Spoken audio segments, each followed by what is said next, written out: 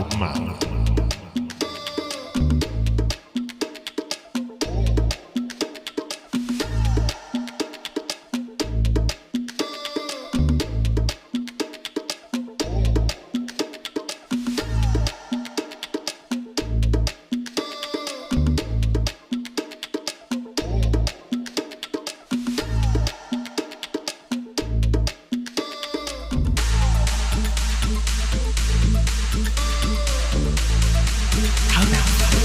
Be your own loud. It makes me smile every time. The voice makes me very happy. Well, hello, everybody, and welcome to another Be Your Own Loud podcast. I want to say hi to everybody who's on Facebook Live, LinkedIn Live, Twitch, Twitter, all of the different places, YouTube Live, that we are broadcasting right now. I had the honor of meeting Jerome through some third-party kind of connections. And I felt that we had a really neat connection, that I had an opportunity to be on his show. And this is going to be a lot of fun. We're going to dive into some very fun stuff. But before, let me just tell you a little bit about him. So he's the preeminent authority on dream realization, founder of Dreamcatchers, Myers Method, Myers Development, and he's also a podcaster. So he's got his hands in a lot of things, but his main focus is he calls himself Morpheus. And the reason why is because he offers you the red pill and the blue pill. And it was so much fun when we originally started talking, because he's got a shirt. He's wearing one of our shirts, by the way, which I greatly appreciate, that says, "I took the red pill." And we're going to dive into that more deeply. But Jerome, welcome to the show, my friend. Man, it's so good to be with you. I've listened to you and Kelly Cardenas twice. I've listened to you on a few other places, and I'm like, man, I don't know where this is going to go, but I'm super excited for the adventure we're about to go on. And so I want to go right out of the gate. Everybody needs to understand your story, because this is what we have been finding, Jerome. And I know that you coach and consult a lot of people, and that you really truly help people realize their dreams. But one of the things that you and I had talked about previously is somehow you have to be given permission by yourself, usually, to rise above the noise and be your own loud. And you have been very successful at that. And there was an event in your life that really flipped that switch. Do you want to talk about that a little bit, please? We're going to go straight into the pain right off the bat. Absolutely, man. Come on. I want to start where we need to start, and then we'll build from there. All right, so we got to give the listeners some context here. And so my last job in corporate America, I had the grand fortune of building a $20 million division for a Fortune 550. Now, the reward for that was a phone call on December 24th at 4:55. That goes something like this. "Hey, Jerome, we've been going right back and forth and round and around on what's going to happen with the staff going forward. Yes, you did go up to 175, and you were employee number 2 on January 13th, and we did things that people didn't think we could do. But the fact of the matter is we don't have a place for all these folks anymore. And so I've decided that we're going to lay them off. And, one or two things can happen. We can have somebody do it for you. And, we just kind of let it all happen. Or you can pick your kickball team for 2016. And I'm sitting there and I'm mouth to the floor and I'm questioning, what do I say next? Because I've been pushing pretty hard to say this isn't the right move. And I start to go into my rant. He's like, no, listen, we've already decided. I'm just informing you of what's going to happen. Oh. Now, I'm going to go enjoy my family. I'll talk to you next year. And I look at the clock. It's 4:59. And I say, wait. He's like, no, you don't understand. This is done. I'll talk to you next year. And hangs up the phone. And so here I am, 5:00 on Christmas Eve, and I'm trying to figure out what I'm going to tell these people who've put their lives on hold, how I'm going to decide who stays, who goes, what do we actually need. And so I spend the next 7 days not sleeping, not eating, and obsessing over the folks who are going to actually continue to help us. And what I promised myself in order to get through this is, I'll never do this again. And so we fast forward to 2 days before Thanksgiving of 2016. And I'm saying, hey, all hands meeting. I don't know what's going to happen. Please do not spend your whole check on Black Friday. I'm not sure what's going to happen, but please don't spend your whole check on Black Friday. And before I said it, of course, my stomach dropped. And I knew that that was going to be one of the last times that I stood in front of a room full of people who were counting on me in a company that I didn't own.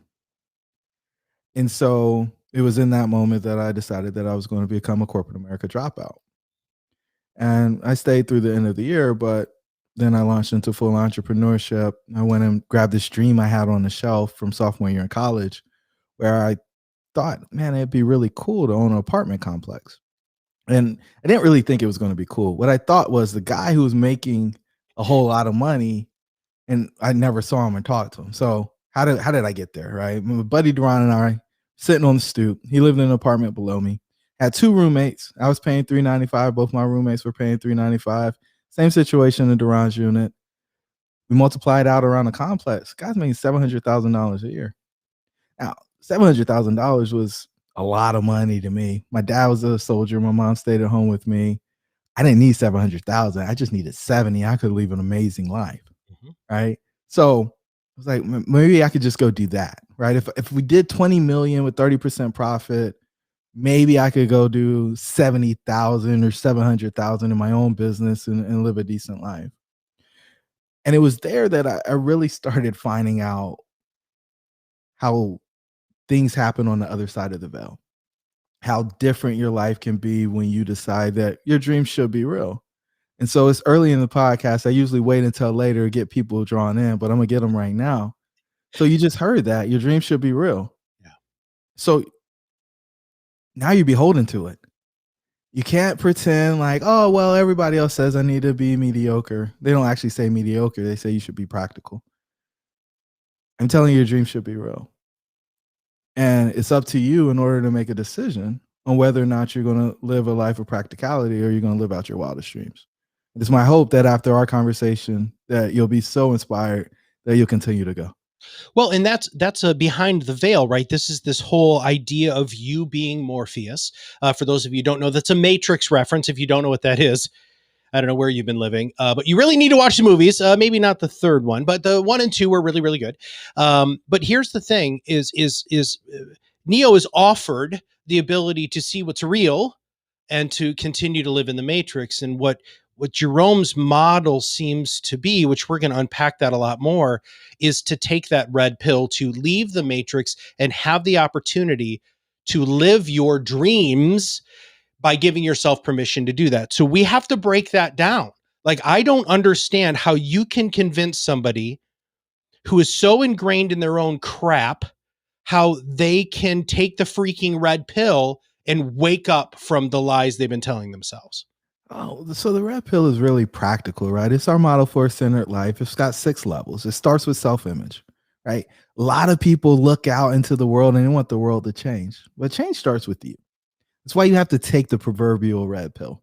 And by the way, that movie's never said and that line is never said in the movie, right? They never say I took the red pill, right? But you take the red pill, and what you do, you start working on yourself. Your relationship with yourself teaches the world how to treat you. Most people are scared to hold others accountable because they're not accountable to themselves. Think about it. When's the last time you let yourself down? You made a promise, you didn't keep it, you just kind of shrugged your shoulders, and that just kind of becomes par for the course. Or you rather be accountable to somebody else than yourself because you don't want that person to think bad of you. But what about your opinion of you? Right? And so we fix that up. We get you excited about who you are so that when you look in the mirror, you can smile instead of being a little disgusted with the person who's looking at them. Right. From there, we move to relationships. And the reason why you have to fix your self-image is because once you're accountable to yourself, you can hold other folks accountable. Right. And that in and of itself elevates the caliber of folks that you spend time with. If you're never accountable, if you can't count on yourself, the people around you are going to do exactly the same thing.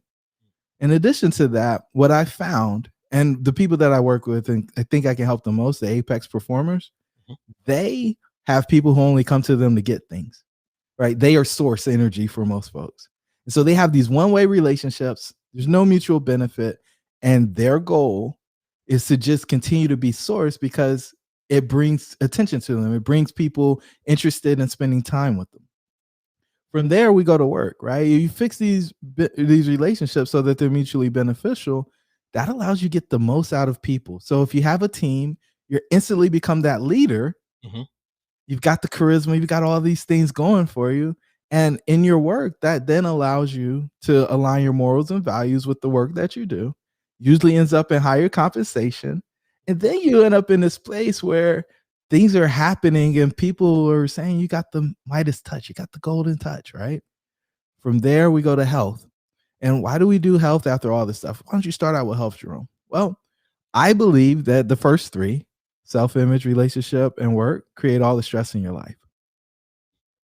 All of it. And I wait for people to argue with me all the time, right? So we want to fix the stress so that you eliminate the self-destructive behaviors that are killing your health, right? So we're fixing it from the inside out. We fix your health, get that situated, mental, physical, spiritual, whatever you consider to be your health, work through all that. Then we go up to the next level, which is prosperity. And this is level 5. And people want to go to 5 right off the bat. You're like, I just need to figure out how I'm going to make more money. Yeah. And I'll tell you, you'll make as much money as you want if you become the person you need to become. It'll come to you. Money will chase you. I promise. I went through the transition. I took the red pill myself. And what I realized was when I wasn't the best person I could be, I was running behind money, doing anything I could to get money, laying folks off against my will, et cetera, et cetera. When I took a stance, exited the matrix, and decided that I was going to become the best person I could be, people are excited to send me money each month in order for us to work on their lives to help get them to that next level that they're trying to get to. And so prosperity is that next level. And I believe that everybody should have abundance. Matt, when you came on our show, you talked about, there being a seat at the table for folks. And that just touched my soul because I do believe that once you become the person you're supposed to become, doors open up and you'll opportunity and abundance. Yep. And so out of that overflow from your prosperity, I want people to be able to give. And that ties into level 6, which is significance, right? That significance comes out of your overflow. It doesn't come out of what you actually need to survive. The lady or the guy who gives you the safety briefing on your next airplane ride is going to tell you need to put your mask on first, and then you put other people's mask on. It's amazing that people have given hearts, but if you don't have the capacity, if you don't have the overflow, then you are putting yourself in a precarious situation, which will lead you to slip back into your health. And then your relationship probably wasn't set up right. And so that money's never going to come back, et cetera, et cetera. And it's not just money, what I'm talking about in overflow. I'm talking about time, talent, and the treasures. Sure. So those are the 6 levels of the red pill: self-image, relationship, work, health, prosperity, and significance. So part of being your own loud really is unapologetically allowing to be yourself, right? Giving yourself that permission. As Oscar Wilde said, you might as well be yourself because everybody else is taken. And I got to go back to that because that foundational work is what scares everybody the most. Looking at themselves in the mirror and saying, I'm okay with who's looking back at me. I need you to unpack that more for our audience. How do you address the sometimes years and huge levels of baggage that people are dragging along with them? So when they look at themselves, they're not seeing their true self. Well, so what they see is their true self, right? Because it's all perception, right? Now, the question is that who they want to remain? Because you are what you see, and everybody around you, you are what they see, right? So do you want to keep that? Or can you see, because everything happens twice, can you see a different life for yourself? Can you see yourself behaving differently? And the question that I love to ask is this serving you? Whatever it is this reality serving you? Are these facts serving you? Because I believe that the world is here to serve us. Okay, define service. More on that. I need clarity on that word. Yeah. All right. So I'll use you because I think this is really meaningful because I love your heart. You made a statement on our podcast where you basically said, I was disloyal to the previous owner of a company that I worked for. Yep. And all of the facts that you presented while going through the story said No, you were overly loyal to the guy. You taught him to mistreat you. And then instead of calling a spade, you fell on the sword because that's who you are. You're just a giving person. Now, that serves you maybe when you're with your wife or your children, right? That compassion, that level of love that you're sharing with them to allow them to move through whatever the conflict is. But when you're on opposite sides of a negotiating table and you're trying to get compensated commensurate with the value that you're creating, I would say that that level of compassion allows you to be taken advantage of. And so in that case, I don't feel like that activity, those actions, those behaviors are serving you. Sure. Now, you may, and that's okay. And that's the great part about our system is we simply ask the question and let the person decide. And it's always eyes wide open, right? I don't ever want somebody to walk into a wall because they didn't actually see it. And, everything ends up in a lot of ways being a math problem. And there's a logical right answer to each one of the things. Okay. And then there's the emotional factor that trumps the logic. And that's totally okay. As long as you can acknowledge that, hey, business-wise, this doesn't make sense. And I'm okay with that. Mm-hmm.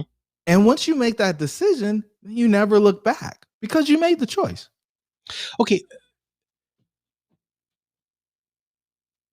How do you fit into this? Or do you just mirror stuff? I mean, how are you I love this holding the safe space? Because I don't think enough people have that, Jerome.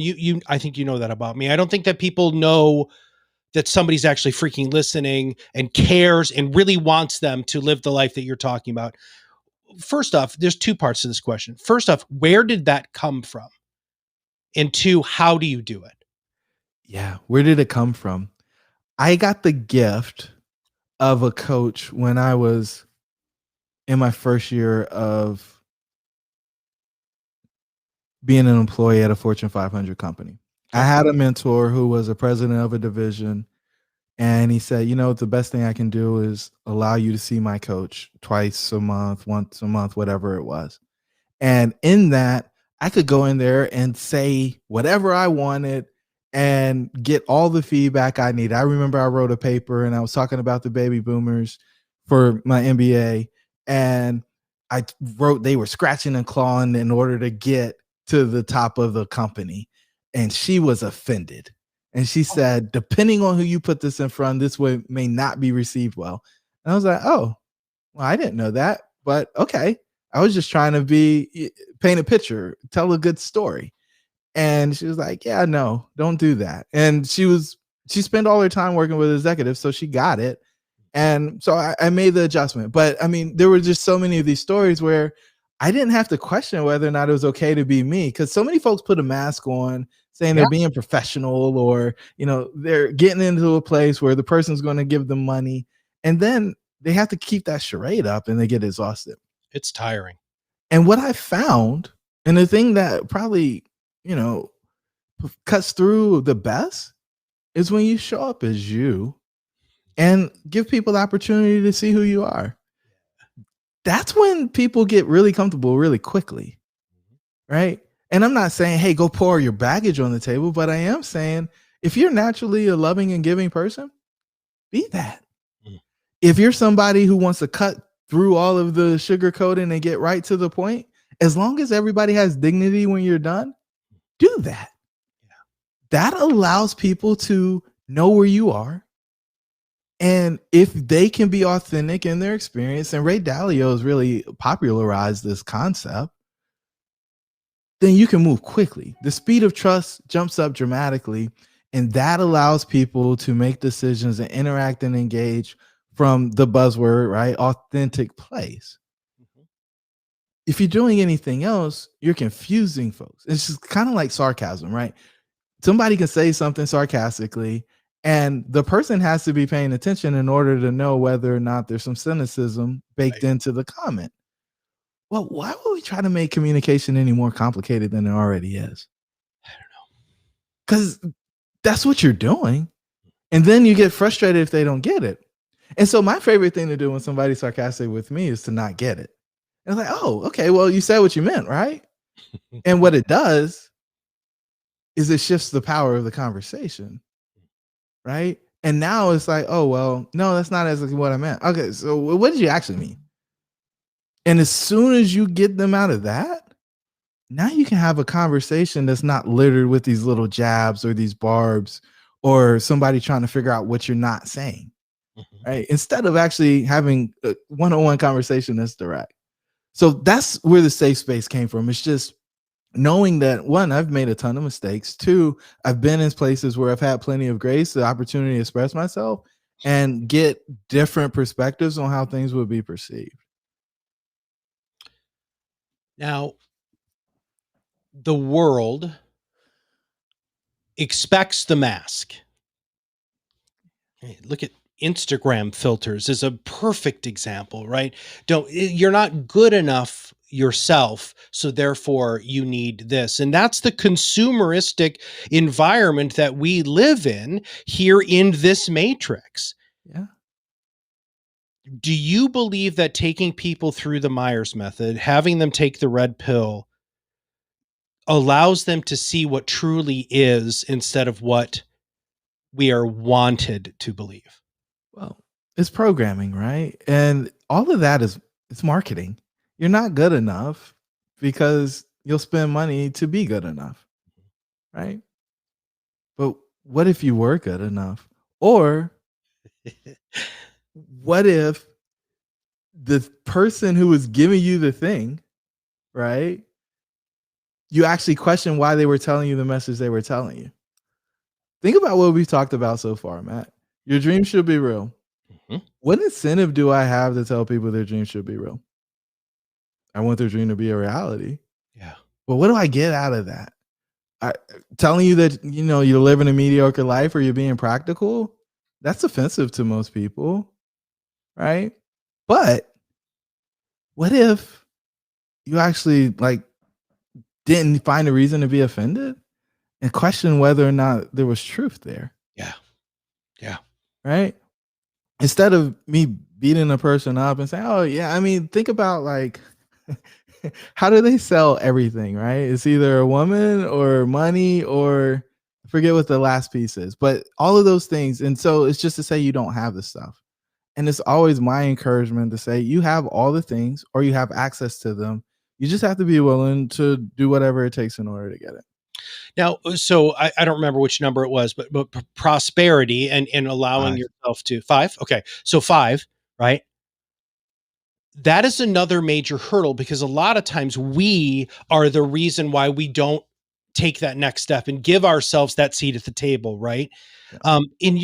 Tell me a story about somebody that you've worked with, and in step 5, they had the epiphany that you in your heart of hearts was just, man, if this person could just see this.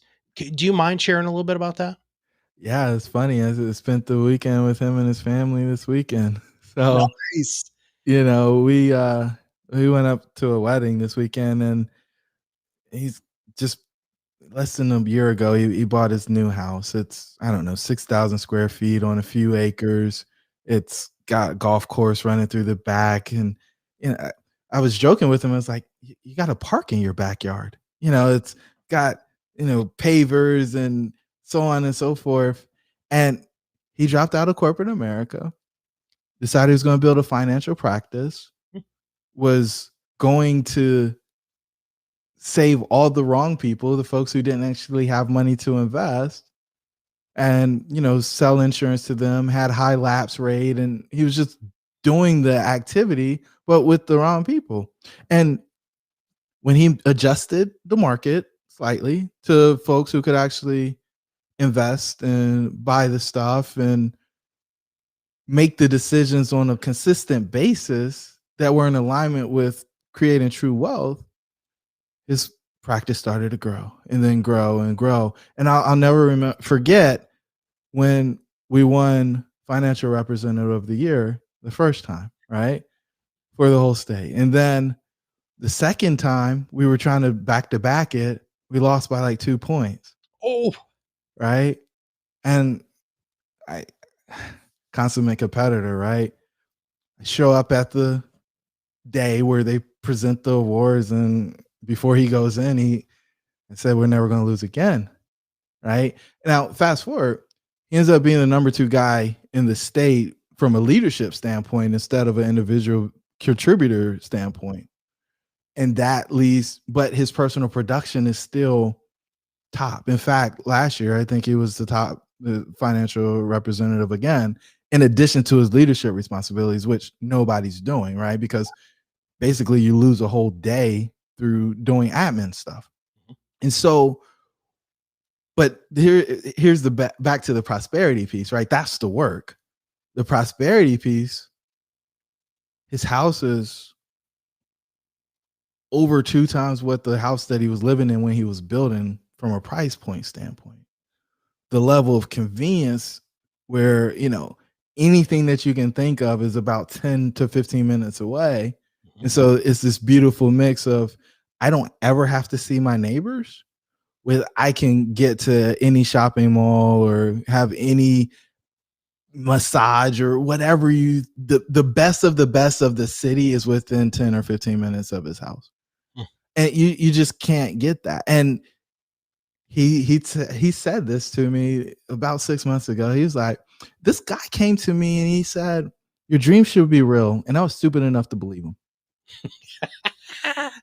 yeah.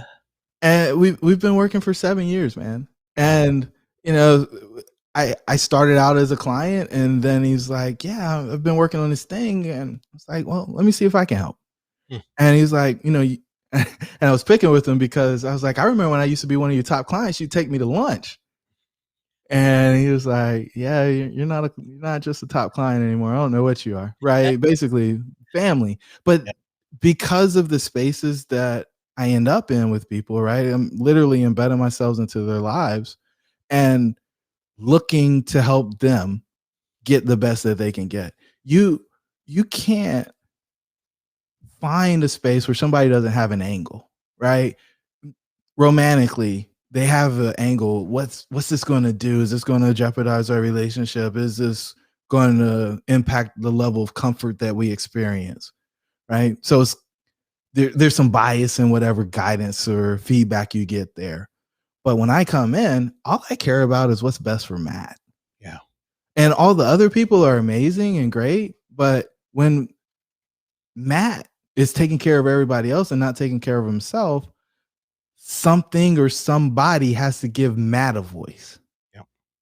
Or Matt's dream a voice if Matt isn't paying attention to his dream because he's taking care of everybody else's. And that is, I believe, my value proposition. That for me is the actual magic. Well, and that's that put your mask on before you freaking put it on for your kid, right? I mean, or whoever you're sitting next to. Now, I haven't asked anybody else this question, but for some reason this came to mind for you.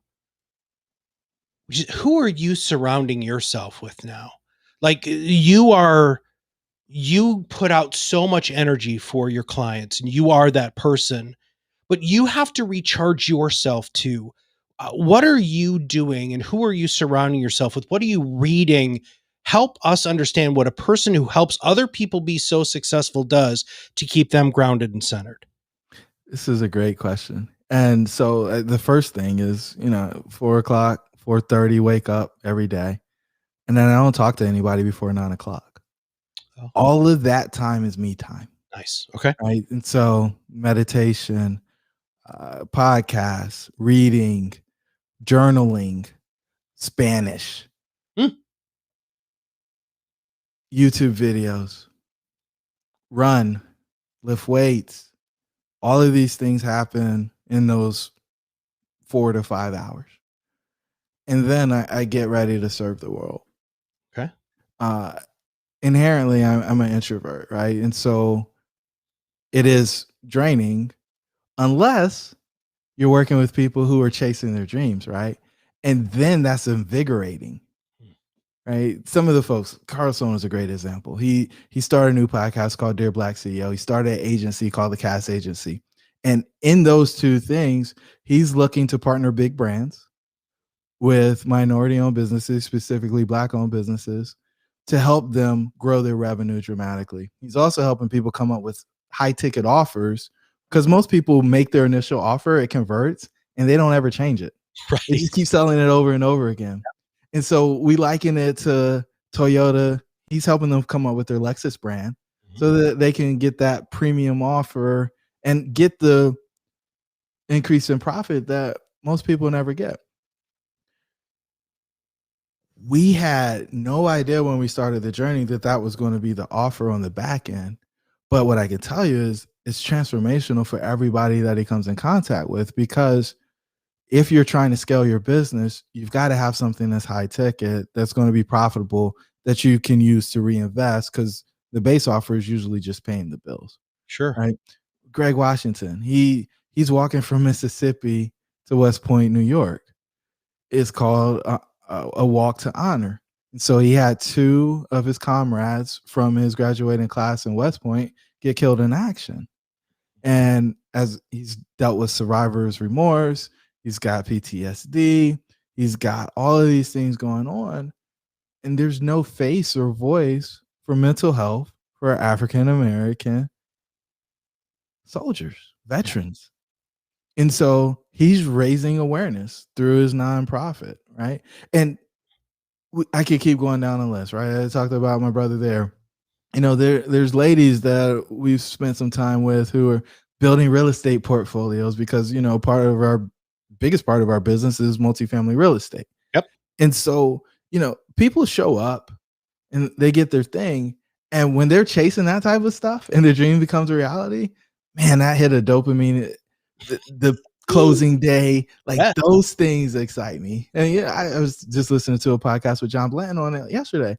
Yeah, the guy made $60,000 in 60 days on a real estate transaction, right? And he added $500,000 to his net worth. And like those things invigorate me. And to know that we had just a small piece of it, right? Small impact on it. It's like, wow. Yeah. Wow, these things can happen. And so that social proof that dreams should be real allowed me to go back and say, oh yeah, I can say this with complete and utter confidence that this is the real thing. So what is yours? So let's you did this to me, I'm doing this to you now, my friend. So what is your dream? What is the dream that you want to come to fruition? Speak this into the people who are listening and just out into the world so that another group of people hear it. What do you want? What is your dream? It's very simple. I want to free 100 people from work they're not passionate about. Wow. Just 100. Because those hundreds will touch thousands, tens of thousands. One of them will probably touch millions. Yeah. And for me, that's what it's about. See, we've got 80% of the workforce working on things because it pays. 80%, right? You check any Gallup survey and it goes up. I don't know that it actually goes down much lower than that. And so what if we could have those folks working on things that just light up their world? How different would the world be? I don't even know how the world would be, but I'd like to find out. And I just want to be there cheering for them and them potentially saying, right, this is a selfish piece for me. I don't know how I would have got here had we not done that. Right. Right. Because one of my favorite movies is A Pursuit of Happiness. And the scene that still makes me get goosebumps is when Will Smith is standing in the bathroom with his wife and he's brushing his teeth and he says, hey, babe, I'm going to be a stockbroker. And she looks at him with this mean look and says, well, why don't you be an astronaut? And it's just like, there's so many people who live in a space where they don't have the support they need in order to go out on this arduous journey, in order to create a life that's second to none. Yeah. What if you could have your heaven on earth? Some people, I know people who have their heaven on earth. I have my heaven on earth. And you can too, but you got to be willing to do something that is unconventional. It's not practical. People think they think you're heady, but it's okay because we've been to the other side, and we could tell you that it actually exists. And it's real. Yeah. 1000%. Yeah. So I try hard to prepare for these, right? But I love asking this question because it always ends up opening my eyes to something that I didn't come in with a predisposed sort of whatever. So what should I have asked you? What about you should I have asked you so that our audience can get to know you even better? What did I want to be when I was growing up? Really? What did you want to be when you were growing up? Trash man. Really? Oh yeah. So here it is, man. Right. So every Thursday, me and my mom would play in the front yard. She'd lay the blanket out. She'd get my Tonka trunks, and I'd be making a world, right? And it never failed. About 10:46, 10:47, I hear the truck coming down the main street, and then it would turn on our street. I'd peek behind the car because I didn't want them to see me, and I'd see it. Headlights were on. Lonnie was hopping off, dumping the trash in. One, next house. Two, then he's in front of my house.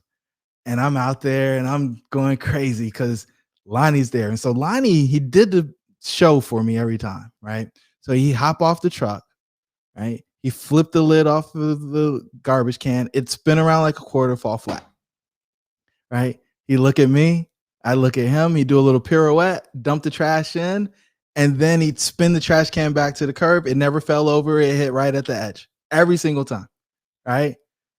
He sees me smiling. I'm doing my rendition of Baby Shark because I want him to crush the trash, man. I'm doing my rendition of Baby Shark. And he looks at me, gives me the point, the wink, the gun, and then he pulls the lever.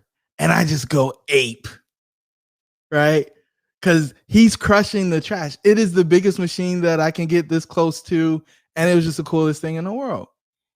Now, my mom was standing there because, I mean, that's what they do. They just smile and they're like, oh my gosh. And I look at my mom and I say, Mommy, I want to be a trash man. And she says, her smile disappears. Oh, She said, baby, being a trash man won't afford you the lifestyle that you want to live. I said, but Mommy, like, he's home when his kids come home from school and like they can play. And Daddy doesn't come home until sometimes after dark. And sometimes we have to wait to have dinner because he's not here yet. And I didn't get it. And she said, you have to choose a career or profession that allows you to live the lifestyle that you want to live. Don't you like your Nikes? Don't you like your Jordache jeans and your Guess shirt? Yeah. Well, you got to make enough money in order to buy that stuff. And so all my innocence was sucked out there. My mom gave me amazing advice. She needed to change one word, man. I needed an income stream. I didn't need a job. I needed an income stream. right. Yeah. I need money to come in, decoupled from my time, that would allow me to do the work that I wanted to do. And by the way, my mom was right. I didn't really want to be a trash man. I know what it's like to be a trash man. When it's 100 degrees in North Carolina, I don't want to be on the back of a truck with the trash. I don't want to smell the stuff. I didn't want to get anything. And the funniest part about all this, and I didn't realize it until today, my first job, the first night, I was working at Sonic, and they asked me to clean out the trash can. And I quit that day. Oh, right? I didn't want to be a trash man. Wow. My mom was so right, but it wasn't the right reasons. And so, when I stack all this up, why are you telling us this story, Jerome? Your dreams shouldn't be tied to how much they pay, right? If you can figure out your subscription model, your income stream that pays for your lifestyle, your time should be spent on the thing that you're most passionate about. And that's what I want everybody to take away from our conversation, man. Figure out how to get subscription income. Spend your time on the things you're most passionate about so that you make the world a better place.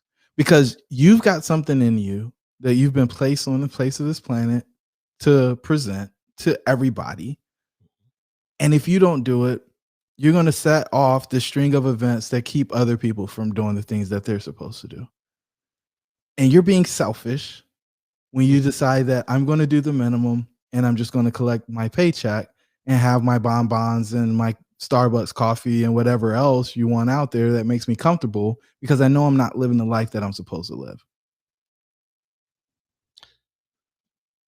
Somebody listening to this might be thinking that they might want to talk to you or whatever. What is, first off, who do you want to work with? Let's again give you the opportunity to cast the goodness out into the universe. Who do you want to work with? And then what is the best way for those ideal people to get in touch with you? I work with high income earners, usually sales professionals in financial services, or folks who want to get residual income through real estate. Okay. I don't promise anybody something for nothing, because I don't think that's real. There's a lot of folks out there who tell you you can do things with no money, no experience, no credit. I don't believe them. And so for those folks who are well positioned, they know that they're climbing the wrong ladder and they don't see it as a long-term plan for what they're doing, or they're doing it at a level that's not what they feel is the pinnacle for them. I can help both of those folks. So as I do my quick wrap up here, first off, Jerome, I thank you, man. I mean, it's always a pleasure and an honor. Thank you for entering into my life. I truly appreciate that. You not only have been a gift to me, but I know that you're a gift to many other people. So first off, I want to say thank you for being on the show. Grateful to be here. Thank you for having me. And it's funny to me how when I ask the question, how should people reach out? There's always like little kernels that really pop out, because the goal of the podcast is to find people like Jerome and have you hear their stories so that you can understand that you can rise above the noise and be your own loud. You can truly unapologetically be yourself and have the life you want, not the life that somebody else might want you to have, but the life that you want, like that true dream that Jerome talked about. But if you're climbing the wrong ladder, he just said this is so powerful. If you feel like you're climbing the wrong ladder, right? It's scary to get off the ladder. And you need to have somebody who's, one, potentially going to catch you or let you fall, which sometimes is way more important. But at least know that there's somebody there who's telling you that you can get off the ladder. And if you're a person who truly wants to do what they love to do, which doesn't necessarily mean it's not the same thing that's bringing you income, but having the space and the ability to live your life with the gifts that you've been given to make the impact on this earth that you should make, then you need to give Jerome a call. Now, we put up his LinkedIn profile in the chat. We'll make sure that's in the show notes. We're going to make sure the links are to your websites are going to be in the show notes. Please subscribe to his podcast. Please make sure that you're checking him out on social media, because he's always putting out really powerful things where in a short period of time, he's going to have you at least consider the red pill. You not necessarily take it, but consider the red pill. And if you want to try to figure out, after you work with somebody like Jerome, which is very selfishly why I wanted you on the show, man. This is wonderfully self-serving for our mission, because it's hard to come to our organization when you don't have what you do done. Because if you're truly going to rise above the noise, get your voice heard, really become that expert that you want to be, you have to be cool with who you are here. That's it. It's the only way it'll work. It is. It's the only way it'll work, because we've had people who've come to us and they're not there yet. And since they're not there, they don't have the level of quality. They don't have the focus. They don't have the dream. They don't have the understanding of what they can truly bring to their people. And by using somebody like Jerome, you can actually have that. So when you do step up to the plate, when you're ready for the big show, you're going to be truly prepared for it. So with that, I want to thank everybody for listening today, and I'll see you on the other side of the mic very soon.